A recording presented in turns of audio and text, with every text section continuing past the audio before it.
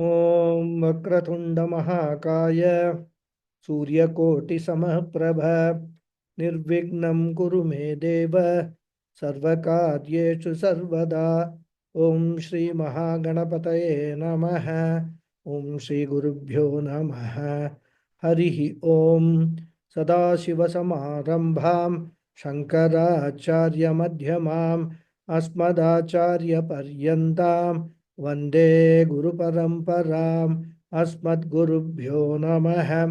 श्रुतिस्मृतिपुराणानाम् आलयं करुणालयं नमामि भगवत्पादं शङ्करं लोकशङ्करं। शङ्करं शङ्कराचार्यं केशवं बादरायणं सूत्रभाष्यकृतौ वन्दे भगवन्तौ पुनः पुनः। ईश्वरो गुरुरात्मेति मूर्तिभेदविभागिने व्योमवद्व्याप्तदेहाय दक्षिणामूर्तये नमः। ॐ श्रीमेधादक्षिणामूर्तिस्वामिने नमः।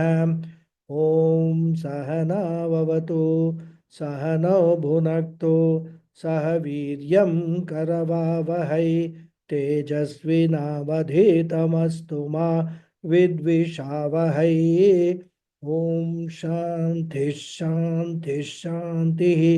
हरिः ॐ श्रीगुरुभ्यो नमः। हरिः ॐ।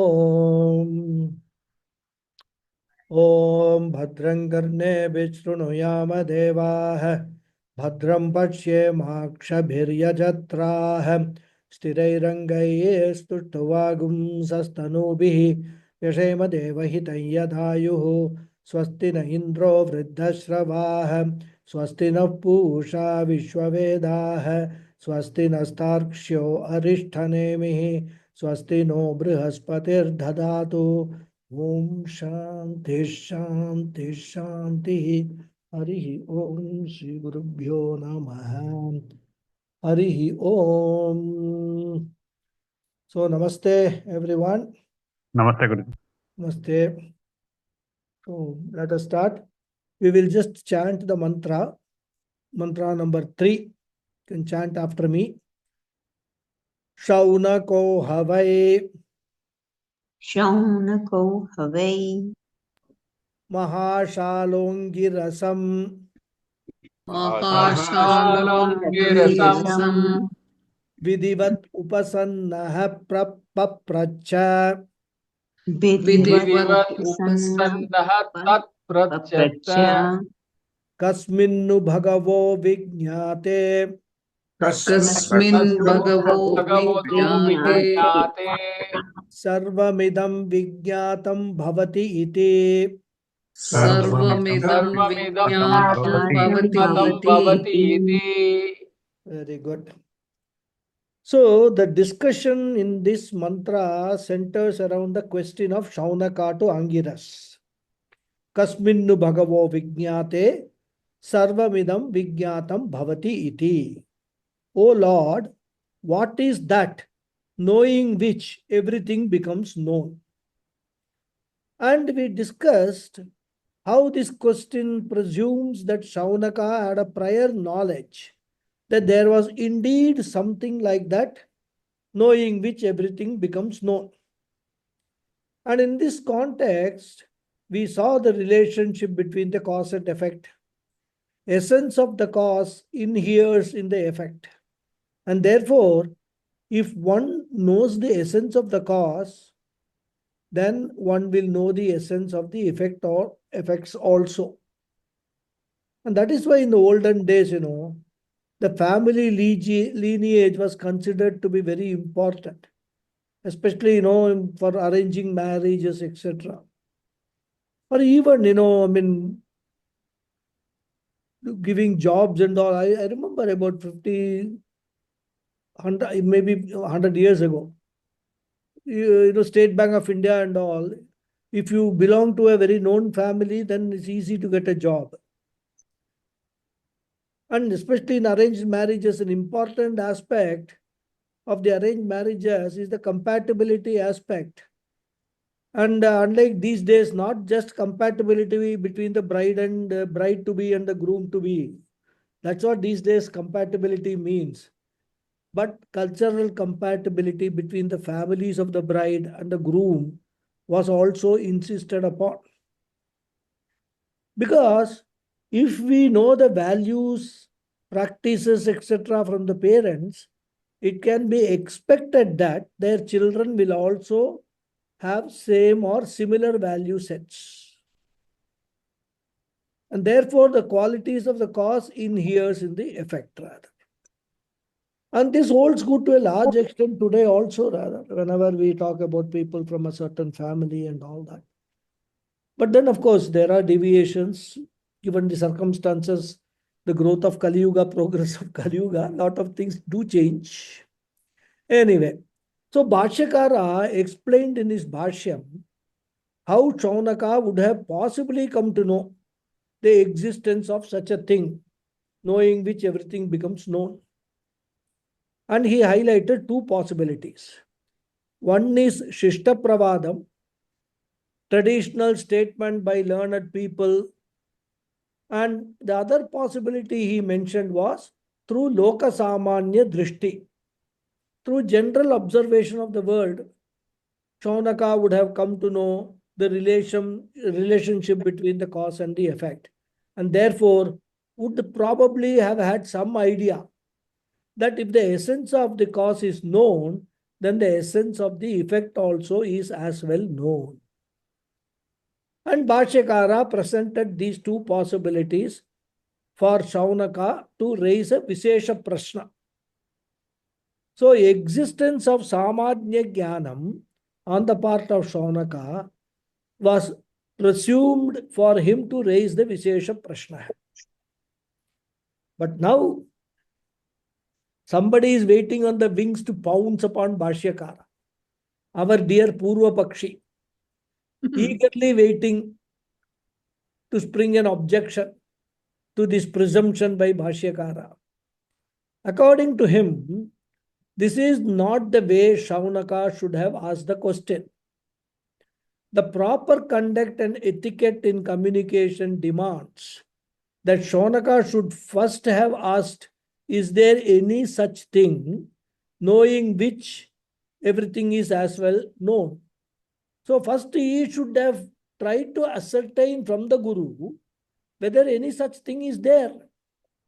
And if the teacher had said, yes, there is some such thing, then he should have asked, what is that? Simply straight away asking, what is that knowing which everything is as well known is not the correct way of communication. And this is the objection he raises in the following sentences. We read the paragraph last class. We will read it once again. Okay. Are you all ready? Yeah. Yes. Nanu, nanu Yes. aviditehi. Nano aviditehi. Nanu aviditehi. Nanu Nanu aviditehi aviditehi Kasmin kasmin kasmin iti prashnah anupapannah. iti iti prashnah prashnah Anupannah. upannah Kimasti tat kimasti tat kimasti tat iti tada prashnah yuktah. iti iti tada tada prashnah prashnah yuktah Siddhehi astitve siddhehi siddhehi astitve kasmin kasmin kasmin iti syat iti iti syat yatha kasmin nidheyam iti. yatha kasmin kasmin iti. So the Purva Pakshi says Nanu. We have seen the expression earlier also. Nanu means objection. It also means indeed, we can say. So he says he. Nanu avidite he. He means indeed. Avidite, without the knowledge of the existence of something. So avidite he means indeed without the knowledge of existence of something. Kasmin iti, what is it? iti prashna hai. Such a question, anupapanna hai, is not tenable. Tada, then, or therefore you can say, kimasti tat. Is there such a thing? Iti prashna hai. Such a question is yukta hai, appropriate. Siddhehi astitve. If the existence of such a thing is established, then it is syat kasmin. Then the question, what is it, can be there. Yatha kasmin nidheyam. Otherwise, how can the question, what, be asked? So what he says is that without the knowledge of existence of something to ask what he said is not tenable. We saw a few examples in the last class. I don't want to repeat those examples. Therefore, according to the Purva Pakshi, the appropriate question should be first to ascertain if indeed there is something knowing which everything else will be as well known. Then only after the existence of such a thing is established, can there be a question, what is that? Otherwise, straight away asking a question, what is that? How it is tenable? How can such a question be asked? And when we think about it, looks like a very valid objection. Suppose you meet a writer. You know that that fellow writes books.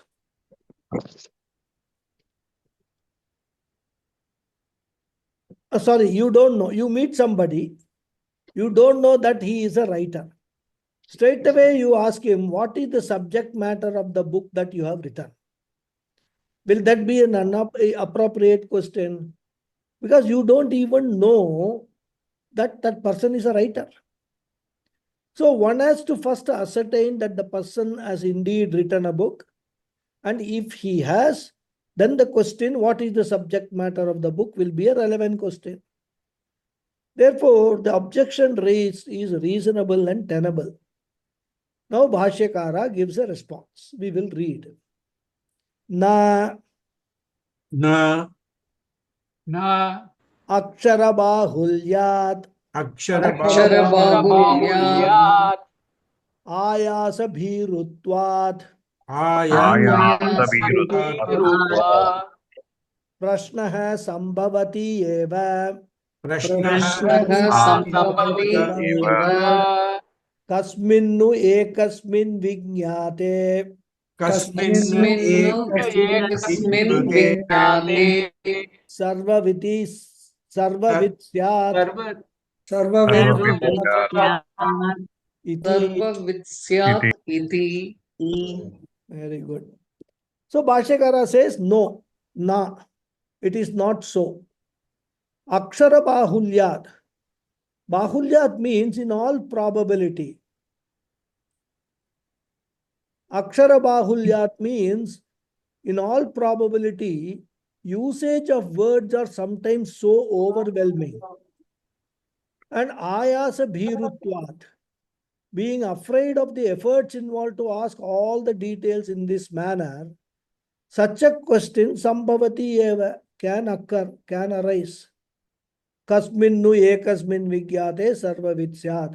What is that one by knowing which one becomes all known? So what Bhashyakara is highlighting is that it is not necessary that in every case one need to go step by step and then come to the final question. And therefore he says, in all probability, in order to avoid use of too many words and also to avoid the efforts involved in first asking the details, such a question can arise, isn't it? I mean, for example, many times we use the expression to cut a story short, isn't it? So we straight away come to the point. We don't go around, asking all details and then come finally and all. So straight away we hit the what they call the bullseye. nail on its head. Yeah, nail on its head. Another example, taking book writing example. If you know already that the person writes books, but you do not know in what subject he writes the books, so then asking him, oh, are you a writer? In what language you write? Do you write books? And after he says yes to all these questions, you ask him what is the subject of your books. Such an approach will be a waste of time and efforts. And moreover, we have to always keep in mind the context. Here, Shaunaka has approached Angiras for Brahma Vidya. And it is not that Shaunaka is a totally novice insofar as Vedanta is concerned. He would have learned the Karmakanda portion of the Vedas and has now come to learn the Vedanta. So it is very important that we do not lose sight of the central teaching, central message of Vedanta. And we should always keep in mind how whatever is being learned is connected to the main teaching. And if you bear all this, the context in mind, Shaunaka's question, Kasminnu Bhagavo Vijñate Sarvamidam Vijñatam Bhavati, is not out of place. And thus Bhashyakara deals with that objection. And Shaunaka has asked the question. Now, next, what happened? And that is being narrated by the Upanishad in the fourth mantra. We will read the fourth mantra. Tasmai sahovacha Tasmai Tasmai sahovacha dve vidye Dve Vedye vidye veditavye iti Veditavye iti hasma Hasma hasma yad brahma vidaha vadanti Yad Yad brahma vidaha vadanti parachaiva paracha. param chaiva paracha. So now Shaunaka has asked the question to Angiras. And now Upanishad, being the Sutradhar, they say, the one who is actually narrating the whole story of what happened. Brahma started, and then there were four lineage of teachers. Then Shaunaka was there. He was a student. Then he approached Angiras.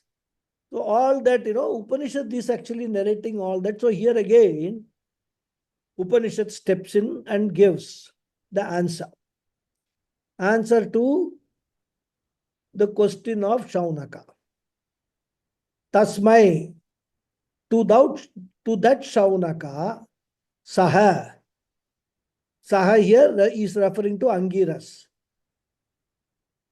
Ha, indeed, Uvacha, told. So, Hovacha, we have to split it as Ha and Uvacha. So, after Shaunaka asked the question, Angiras told. What did he say? He said, Dve vidye veditavye. There are two types of knowledge which should be acquired and are you can say are to be acquired. Iti, in this manner. Ha sma, indeed. Yad brahma vidaha vadanti. Yad means which. Because see, this mantra we can do Anvaya in various ways, so it doesn't matter. So I have chosen one type of Anvaya in which Yad means ye, of which two. Brahma vidaha, the knowers of Brahman, vadanti are speaking of. And what are those two? Para cha eva aparacha. Paravidya and aparavidya. The higher knowledge and the lower knowledge. So Shruti is saying that in response to the question asked by Shaunaka, Angiras gave this answer that there are two types of knowledge one needs to gain, one needs to acquire, and they are called Paravidya and Aparavidya. And this is what knowers of Brahman tell. According to the knowers of Brahman, these two types of knowledge have to be acquired by everyone, which is called Paravidya and Aparavidya. Paravidya means the higher knowledge, Aparavidya means the lower knowledge. So higher knowledge means the knowledge about Para, Brahman. Apara, the knowledge about anything other than Brahman, other than Paravidya. Knowledge about anything other than Brahman or all of them are Aparavidya. In other words, knowledge of all Nama Rupas are Aparavidya. And in that all knowledge are covered, no physics, chemistry, biology, mathematics, computer science, all of them, they are covered. But here contextually, what we have to understand is Apara Vidya refers to karma and karma phala vidya. Karma and karma phala, karma sadhanas, all that vidya about that. So it is purely talking about Vedanta, the concept of Vedas, context of Vedas. Because Vedas are, as we know, divided into two parts, Karma Kanda and the Jnana Kanda. Purva Bhaga and then Anta Bhaga. Anta Bhaga deals with the knowledge of Brahman. Purva Bhaga deals with the entire knowledge of everything other than Brahman.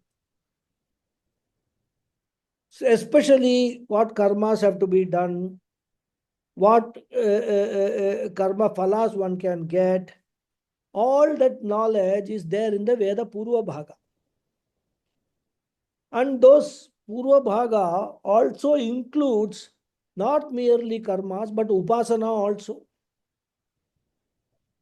So these are the two vidyas which are to be known, and that is what he said. Basically what?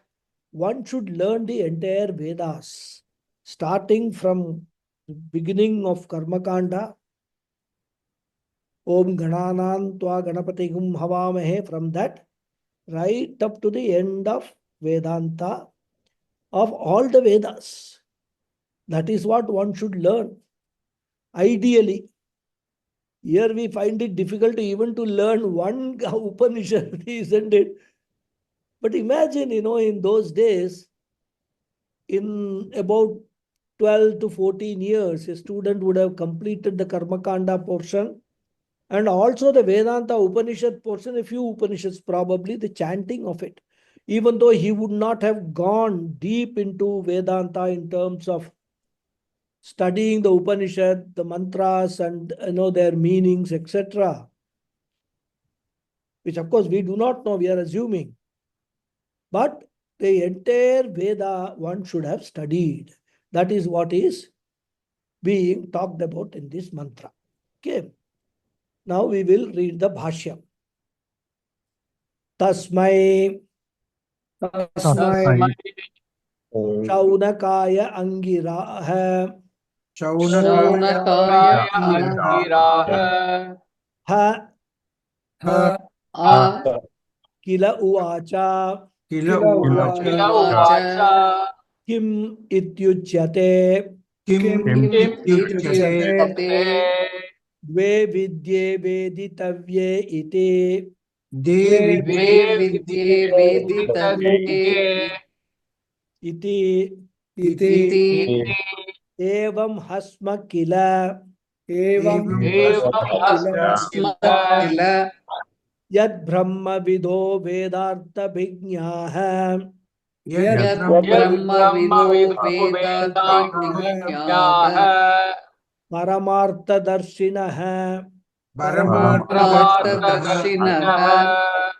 Kete Ete Vadanti Vadanti Mahodaya Vadanti Kete Paramartha Darshinaha Vadanti Paramartha Paramartha Darshina Darshinaha Vadanti Vadanti Kete ityaha. Ete ityaha. Paracha.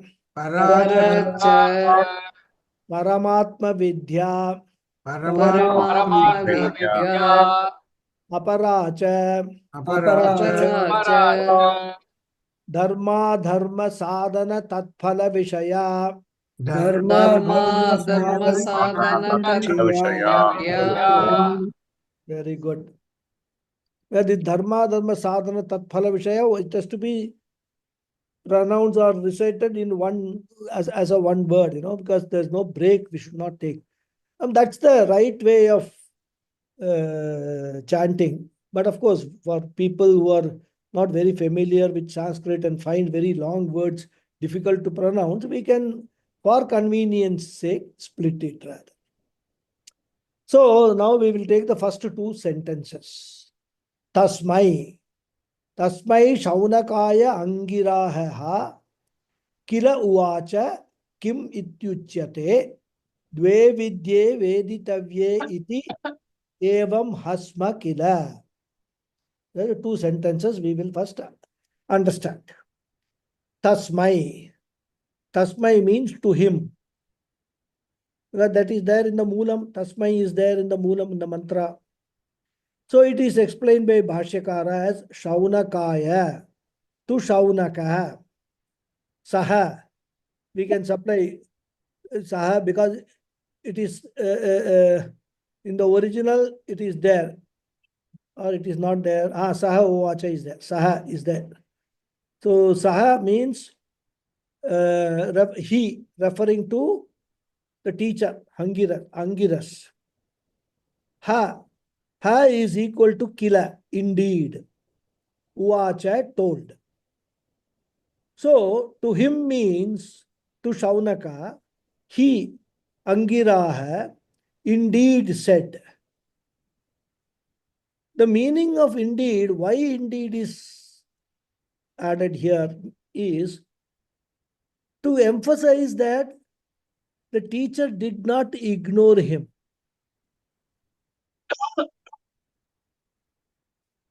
He did not say, what are you going to do by knowing all these things? So Ha Kila conveys that the teacher did answer. In that sense, it conveys Ha Kila. Because the teacher would have had, there's so many, as I said, why are you interested in knowing all these things right now? You have just now come and met me. Straight away you are asking this question. First learn about Upanishad. I will teach you different Brihadaranyaka Upanishad, which itself will take you 7 years. After that you ask this question and all that. He didn't say. Or he did not even say, no, I'm very busy now. Or I am not in a mood to teach. So we will see all these things later and all. All these excuses and things the teacher could have said, but he didn't say. He did teach. Well, he was a traditional teacher, not a modern teacher. So when a student goes with proper attitude, the teacher will teach. Teacher will only want to rather ascertain, evaluate the seriousness of the student to learn. Because, of course, it will not be again applicable to the olden day, but these days, I have actually, it's my personal view and it may not be correct. There are some people who want to come and spend 3.5 years in the Gurukulam. And to my mind, it appeared they want to escape all their responsibilities at their home. Or they have got a lot of restrictions. In fact, I had known one person, he was highly diabetic, heavy sugar. So probably he had a restriction of, eating all sweet things at home. He had a very sweet tongue. And you won't believe, he was in the ashram alone means studying with us. And he will not leave. In fact, if there are some sweets served, he will carry some sweets to his room. There used to be a common fridge. He used to keep it in the fridge, and at night and all, he used to eat those sweets. So, various reasons could be there for a person to come to a Gurukulam to learn in the guise of learning.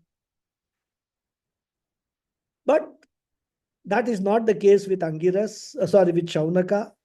Not the case with most of the people also who come with the seriousness to learn exactly this Brahma Vidya. Because it is not available everywhere. You can't go join a school and learn Brahma Vidya. First of all, to find a qualified teacher itself is very, very difficult. That's why, we keep saying one needs to have Deva Anugraha, grace of Bhagavan for us to get a qualified teacher in the human birth.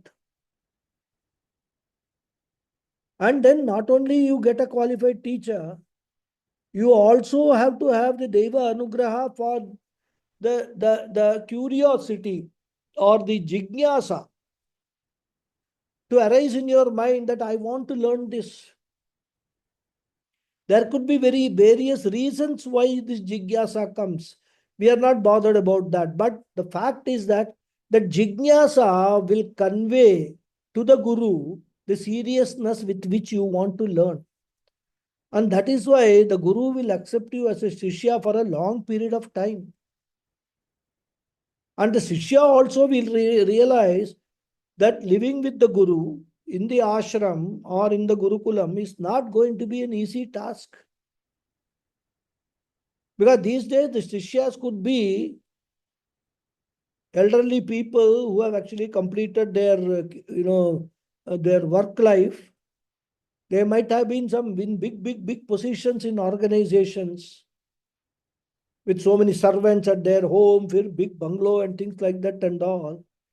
But when they come to the ashram, they have to survive for 3.5 years, or even sometimes more, in just a one room accommodation, 10 by 10. So all these things, one needs to take into account and overcome these. Oh, where have I come and landed myself and all? Overcome that. And that can be overcome only if he has got a tivra jignasa to learn this knowledge. You set everything else aside. And that is what the Guru will look for in a Shishya. So all this, ha kila uvacha, all these are conveyed by these three words. And ha kila uvacha, we have to supply kim, we have to complete by kim uvacha. What did he say? So kim goes with uvacha, anmaya. What did he say? Iti uchyate. If this is your question, the answer is being given. Iti uchyate means this is being said. So we should read in terms of Anvaya, kim uchyate question mark and answer iti uchyate. This is being said. And what is the answer he gave? Dve vidye veditavye. Dve means two. Dve vidye, two forms of knowledge or two kinds of knowledge. Veditavye, veditavye, tavyat. My Sanskrit students will know. Means should be acquired, ought to be acquired. Tavyat pratyaya. Iti. Iti is equal to evam. Bhashyakara translate iti as evam. Thus, in this manner. Hasma kila. Hasma is equal to kila. Means indeed. Ha and sma, they are separate words. Ha and sma kila. And that sma indicates past tense. I mean, remote past. It happened, long back ago like that. Recollecting or referring to what has already happened in the remote past. So this indeed happened, or this is how it was being told. Ha sma kila. Yad. Yad means which. But here we have to connect it with that which with Yad Brahma Vidaha. Brahma Vidaha is explained as Vedartha Abhignaha, Paramartha Darshinaha. Two objectives Bhashyakara uses for describing Brahma Vidaha. So, two types of knowledge should be acquired and are to be acquired, which Brahma Vidaha, the knowers of Brahman, only will know. So, Brahma Vidaha, the derivation is Brahma Veti iti Brahmavit. Brahma Vidaha is plural. No, Brahma Vidaha is singular first, 1/1, that is first case singular. So, the knowers of Brahman. So, the knower of Brahman is called a Brahmavit. Now, the word Brahman has got two meanings in this context. Because the Veda is also called Brahma. Veda has got a name called Brahma. So, the entire Veda is called Brahma. So, the knowers of Brahmavit can mean the first meaning, the knowers of Veda. One who knows the entire contents of Veda. One who knows the teaching, the import of Veda. And such a person is called Brahmavidaha. So this is one meaning. Another meaning of Brahmavidaha is Brahma Vidanti Satyam Jnanam Anantam Brahma is another meaning of the word Brahman. One who knows that Satyam Jnanam Anantam Brahma is Brahmavidaha. And therefore, Brahmavidaha has got two meanings. Knowers of the context of the Vedas, content of the Vedas. First meaning, knowers of the ultimate reality called Brahman. The second meaning. And both meanings are implied here. And therefore, Bhashyakara gives both the meanings. He gives the meaning in such a way that both meanings of the word Brahma are covered. So the first meaning of Brahma is Veda. So he gives the meaning Vedartha Bhigyaha. Vedasya artha Vedartha. Vedartham abhitah janati iti Vedartha Bhigyaha. These are all for Sanskrit students who know a little bit of Sanskrit to entertain them. This derivation, how we derive at the word Vedartha Bhigyaha. So Abhigyaha means those who know very well. Abhitah janati. Abhitah purnatah janati. Those who know completely the content, the artha, the contents of the Vedas. So scholars, experts of teaching of the Vedas, they are called Vedartha Bhigyaha. So Bhashyakara gives this as one meaning of Brahmavidaha. And another meaning he gives is Paramartha Darshinaha. Paramasya artha Paramartha. Paramartham drashtum sheelam yesham te Paramartha Darshinaha. That is how we derive Paramartha Darshinaha. Those people who are used to, who are habituated to see, appreciate Paramartha, the ultimate reality, they are called Paramartha Darshinaha. Simple words, it means knowers of Brahman, the knowers of the ultimate reality. They are called Paramartha Darshinaha. So Brahmavidaha means the people who know the content of Vedas very well, and also those people who appreciate the ultimate reality. Both of them are called Brahmavidaha. And they vadanti. They are declaring. What are they declaring? So far, Shruti has not talked about which are the two vidyas only. It has said dve vidye, two vidyas are to be acquired. Now, in the next sentence, it is being clarified. Kete ityaha. Kete, what are those two? If you want to complete the sentence, you can say Kete dve vidye. Which two knowledge or which two types of knowledge are to be acquired? Iti aha. Iti can translate if this is the question. Aha. Angiras gives the answer.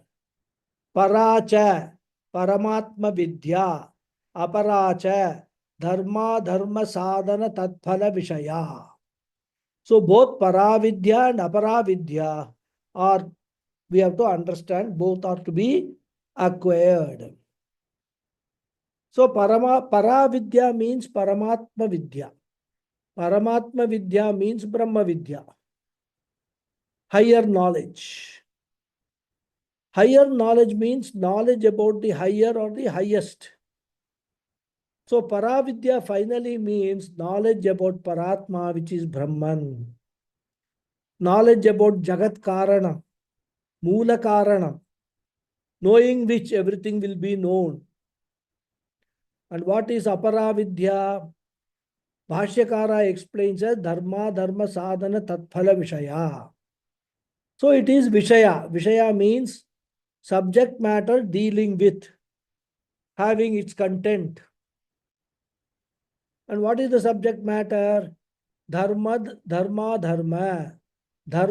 adharma. Dharma means what is to be done. Adharma means what is to be avoided. So dharma is vidhi vishaya, injunctions of the contains in the Vedas which have to be done. And adharma is nisheda vishaya, which have to be avoided. So dharma is one subject matter. Then sadhana, the means for doing that dharma and adharma. Suppose dharma is a yaga, a particular ritual. It will require some means, some accessories are required. So those sadhanas, the means which are required for doing dharma or adharma, they are called sadhana. So dharma, tat sadhanani cha. One should acquire the knowledge of that. Then tat phala. Phala means the result. The result of dharma and adharma. And the results, as we have discussed in Tattva Bodha itself, can be of two types. Immediate visible results and invisible adrishta result in the form of punya and papa. And therefore, aparavidya is the knowledge dealing with dharma, adharma, their means and their result. Of course, this is, as I said earlier, this Bhashyakara is interpreting it in the context of the subject matter of the Vedas. Whereas Aparavidya, we can include everything other than Paravidya in the definition of Aparavidya. But then it is of no use to us when we are learning the Upanishad. But there also, you have to learn everything. First of all, you have to, for example, physics, you have to learn, or chemistry, you have to learn. Then you have to do the prayoga, what are the applications, what are the means by which that particular theory, chemical theory or the physics theory can be proved. And you have to do it. So all that is there even for Aparavidya, even if you consider them as Aparavidya. So the Vidya which is forming here in this context, as per what Bhashyakara is explaining here, the Vidya which is forming the first portion, the Purva Bhaga of Veda, the Karma Kanda, is one type of Vidya which is called Aparavidya, one has to acquire. And this is the comprehensive description of the contents of this Apara Vidya. In fact, whenever we are analyzing anything, it should be analyzed from three angles. What is the nature of that thing, Swarupa? What is the hetu, the cause or the means? And what is the result, the phala? So, dharma, adharma indicates the Swarupa, sadhanam indicates the hetu, and phala, of course, is the result, the phala. So, Swarupa, hetu, phala, these three angles from which any subject matter is to be dealt with. And this is how the mantra is explained by Bhashyakara. Two types of knowledge which the knowers of Brahma talk about are to be understood. And they are Paravidya and Aparavidya. So with this, the main commentary of the mantra is over. Now, as usual, Nanu is there. Objection. It looks like, without this Nanu, the Purva Pakshi will not digest his food, nor will he get his sleep. Especially when it comes to Bhashyakara and Advaita Vedanta, which is very, very difficult for people to accept and appreciate, a Purva Pakshi has to raise some objection. Without that, he will not allow the Bhashyam on the mantra to be complete. It is like some spouses, whatever the other spouse says, this spouse has to necessarily object, necessarily find some fault. In fact, other day I was reading a joke. So the husband, of course, let me see whether I can recollect the joke correctly. The husband and wife are sitting and both of them are talking to a friend. So the husband says to the friend, my wife, for the last 30 years of our married life, she is only found fault with everything that I have said or done. Then the wife immediately says, no, it's not 30 years, it is 30 and a half years. She corrects that also. But of course, in the case of our learning, Purva Pakshi is actually doing a very great service. Because by raising an objection, he is trying to question some of the, or raise questions which probably we may have it in our own minds, rather, such questions. But then, because of reverence to the Guru, reverence to Bhashyakara and all, we will avoid asking such questions. But then, this Purva Pakshi's objection is one aspect of Mananam. Shravanam we are doing through Bhashyakara's explanations and Bhashyam. So Purva Pakshi's questions or objections, they are Mananam.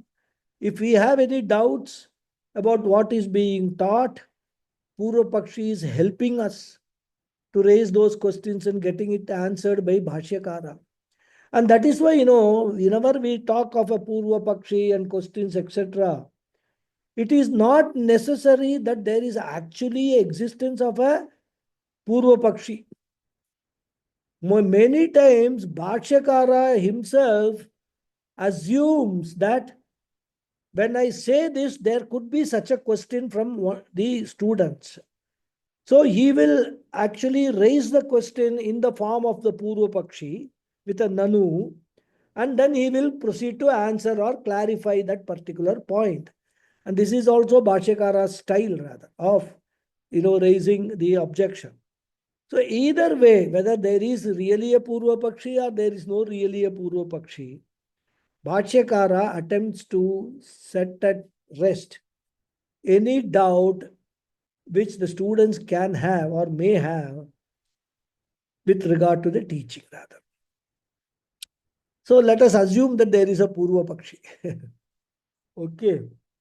Now, his earlier objection was, how can Shaunaka ask such a question to Angiras? Then it was explained to him that he can ask and it is proper. It is not out of place.